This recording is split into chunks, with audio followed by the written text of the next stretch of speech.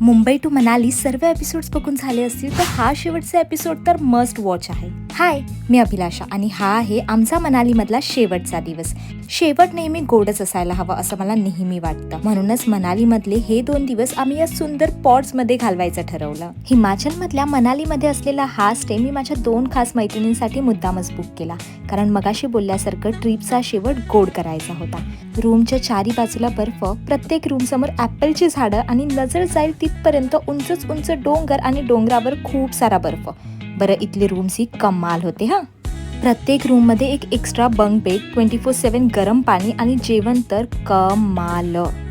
आता स्टे बद्दल ऐकलं तर पुढे टुरिस्ट अट्रॅक्शन बद्दलही ऐका. इथून 10 मिनिटावर होतं एक पांडवकालीन हिडन टेम्पल, तर 15 ते 20 मिनिटाच्या अंतरावर होतं एक क्यूट कॅफे. म्हणजे आपण फोटोजमध्ये बघतो ना तसंच काहीसं हे कॅफे होतं. पण इथे जाताना ना तुमची 4 चाकी असू दे किंवा 2 चाकी काहीच कामाची नाही.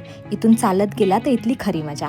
वाटेत छोटे मोठे वॉटरफॉल्स, थोडा पाऊस आणि थंडीला सोबत घेऊन आम्ही इथे पोहोचलो.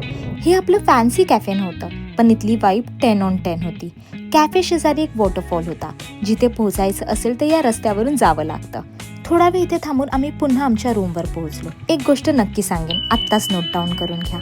इथे यायचं असेल तर 2 नाही तर 4 दिवस काढून या, कारण इथे आल्यावर तुम्हाला इथून बाहेर जायची इच्छाच होणार नाही. तर मी बुक केला होता द लश स्पॉट, ज्याची प्राइस इतर वेबसाईटवर 5,000 ते 5,500 होती, पण आम्ही त्यांना डिरेक्ट कॉन्टॅक्ट केला, त्यामुळे आम्हाला विथ डिस्काउंट 3,500ला हा ब्युटिफुल स्टे मिळाला. बरं, या लोकेशन बद्दल अजून माहिती हवी असेल तर मनाली अशी कॉमेंट करा, लगेचच DM मध्ये सेंड करते. आणि आमच्या मनाली ट्रिप बद्दल आणखी इंटरेस्टिंग गोष्टी बघायच्या असतील तर हे फॉलो बटन तुमच्यासाठीच आहे. असं म्हणतात, every ending has story and this was hours.